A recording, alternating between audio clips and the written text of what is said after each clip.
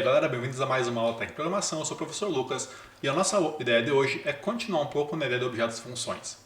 Na aula anterior a gente viu como é que eu poderia definir uma variável que recebe um objeto função, quer dizer, a gente usou a classe template stdfunction. E é ela que eu sempre vou usar quando eu quero transportar um objeto função para um lado para outro. Mas como é que eu faço então para definir um objeto função em C++? Eu tenho duas formas. A primeira delas é definir uma classe que tem um operador parênteses. E é isso que eu vou trabalhar agora com vocês. Na aula passada, a única função que a gente usou foi a função de comparação por grupo de dados. Só que aquela função não tem nenhum estado. Ela simplesmente compara dois elementos A e B e a partir daquilo decide se A deve vir antes que B ou não. Mas, algumas vezes eu tenho um objeto função que ele tem um estado, ou seja, eu preciso guardar alguma informação durante o trabalho dele. Seria, por exemplo, uma função geradora de números de série. Cada vez que você chama essa função, ela me retorna um número novo. Eu até poderia ter um gerador de número de série que tem uma variável estática local, porém dessa forma eu teria um único gerador de número de série em todo o programa. Eu não posso ter três geradores diferentes de número de série para lotes de produtos diferentes, por exemplo. Eu não poderia ter eles no mesmo programa, porque todos iriam compartilhar a mesma variável estática. Então, em vez disso, o que eu faço é criar uma classe que guarda toda a informação, todo o estado que eu preciso para ir produzindo elementos em sequência. Número de série é só uma contagem. Vamos começar então com uma coisa mais simples. Vamos criar uma classe que eu chamei aqui de gerador de número serial e ela tem como estado uma variável membro, um inteiro next, que é o número do próximo serial que eu vou gerar assim que for solicitado. Eu também vou criar para essa classe um construtor público, que eu posso acessar do código do programa, que recebe um argumento aqui primeiro, quer dizer, qual é o primeiro número de série que essa classe vai gerar quando for chamada. E esse argumento primeiro tem um valor padrão 0, então se eu não informar nada, ele sempre começa o serial a partir de 0. Então, quando eu chamo esse construtor, o que ele faz, na verdade, é delegar isso para a construção da variável membro next e inicializa essa variável com o valor primeiro que ele recebeu como argumento da função. Além disso, então, agora, o que eu preciso de fato é criar a implementação da função operador parênteses.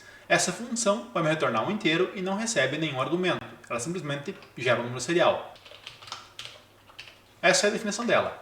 Retorna um inteiro, operator parênteses é o nome da função, e esse segundo parênteses que eu tenho aqui é a lista de argumentos, nesse caso específico vazia porque eu não tenho nenhum. Essa repetição de parênteses parece um pouco confusa às vezes, mas é bom que você lembre. A primeira vez que ele aparece, ele é parte do nome da função. A segunda vez que ele aparece, ele é de fato a lista de argumentos, nesse caso vazia. A função do número de série, se é o que ela faz, ela me retorna o valor do próximo e logo em seguida incrementa ele. Note que o mais está depois do nome da variável, então ele primeiro retorna o valor do next e depois ele incrementa o valor para a próxima iteração.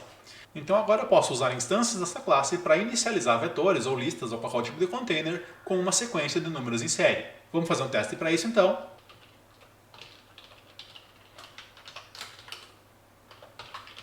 Criei aqui um vetor de valores inteiros com 100 valores, ok? E eu vou inicializar cada um desses elementos aqui a partir de uma chamada para esse gerador de serial. Então eu vou criar uma instância de gerador de serial, gem, que inicia a partir do número de série 5.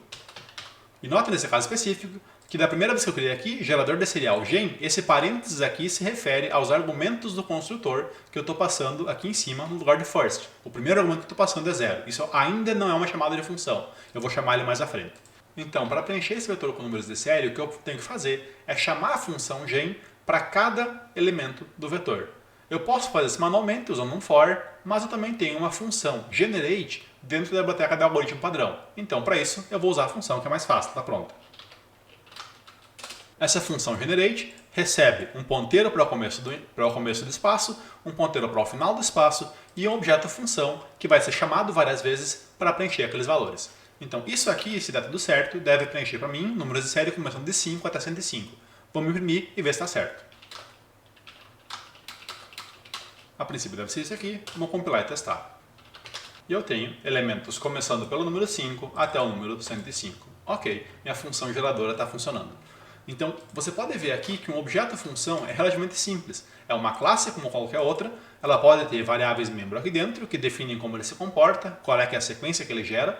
Note que aqui especificamente eu modifiquei o valor do próximo, eu posso manter um valor de próximo constante se eu quiser.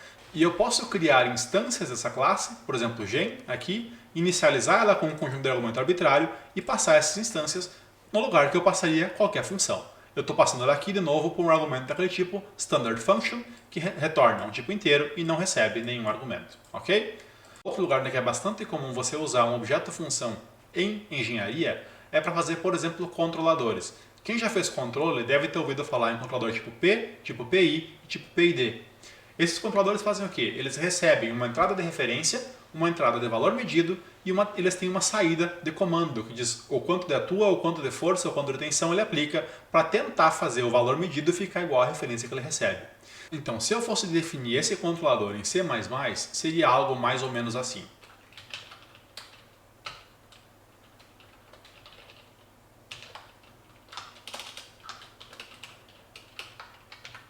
O controlador tipo P é o mais simples de todo. Internamente, só o que ele tem é um ganho, Kp, que é um ganho proporcional ao erro que ele percebe. Eu criei aqui também um construtor que me permite definir qual é que é o valor inicial desse parâmetro Kp do controlador. E eu tenho a função aqui, operador parênteses, que permite que eu chame ele como se fosse uma função. Essa definição aqui de usar um controlador como objeto-função é importante para mim porque frequentemente tu vai ter num sistema de controle 10 ou 15 controladores que rodam simultaneamente. E esses ganhos internos do controlador são independentes para cada um deles, ou seja, de acordo com cada sistema que você está controlando, você precisa de valores distintos para esses ganhos internos. Então, no caso do Kp especificamente, o operador dele, a operação dele, recebe dois argumentos, uma referência desejada e um valor medido que eu tenho na real. E o valor que ele me retorna aqui, a saída double, é uma saída que eu tenho um ganho proporcional vezes a diferença entre a referência e o medido que eu tenho. Note que aqui dentro, porém, eu não modifico nada da classe. Eu somente estou usando esse parâmetro Kp para calcular a saída. Então essa função membro eu posso chamar de const aqui, que é especificando que essa função não altera a classe. E esse cara aqui eu posso usar para controlar o que eu quiser agora. Na main eu posso criar uma instância para controlar algum processo meu. Por exemplo, a temperatura.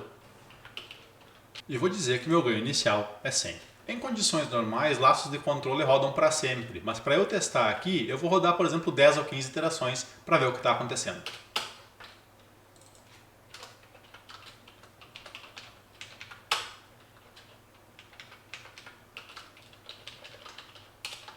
Então nesse exemplo aqui eu estou fazendo o quê? Aqui eu estou usando um regulador de temperatura, que é uma instância do controlador tipo P, definindo uma referência de temperatura em 75 graus e a temperatura medida. Esse regulador compara a referência com a temperatura medida e me retorna uma referência de potência, ou seja, quanto devo aquecer um forno específico. O modelo matemático do forno que eu tenho aqui, a temperatura, a cada passo de cálculo ele esfria um pouco naturalmente e ele recebe também uma temperatura adicional de acordo com a potência que eu estou injetando naquele forno. E daí só o que eu vou fazer aqui é imprimir na tela para ver como é que ele se comporta ao longo do tempo. E agora eu posso testar. E meu controle não funcionou porque eu botei provavelmente um ganho muito agressivo. A parte mais difícil nesses caras é você definir um valor certo para o ganho deles. Pronto, agora ele deu certo. Repara aqui que no primeiro passo eu estava com 750 watts de potência, 75 graus a temperatura final. 0 graus de potência, 71 graus, e ele vai oscilar um pouquinho, 75, 71, 71.4, até que eventualmente ele estabiliza em 71.42 graus. Esse controlador tipo P não é ideal, ele nunca vai dar erro zero. A gente pediu 75 e dá 71. Para você ter erro zero, você precisa de outros controladores.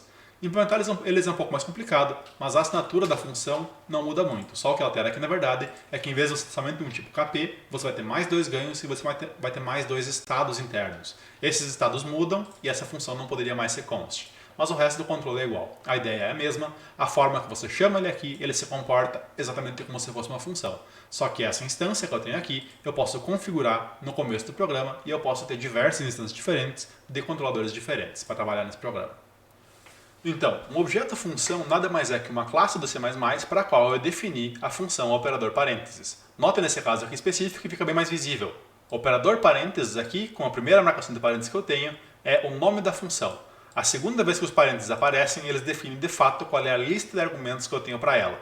Aqui ela se comporta como função normal. Então, um argumento double referência e um argumento double measure. E ele retorna um valor double na saída. Esse const aqui é parte da assinatura normal dessa função porque ela não modifica a classe a quem ela pertence. Aqui dentro eu somente uso o argumento, eu somente leio o valor dele e eu não altero ninguém. Depois que você definiu uma classe como sendo um objeto função, as instâncias dessa classe, como regtemp, podem ser chamadas como se fosse uma função, passando para ela os argumentos que você quiser. Então você pode substituir uma função por alguma coisa um pouco mais inteligente que tem informação interna, por exemplo, de estado. Ela pode guardar mais coisa do que somente o nome da função, do que somente um código.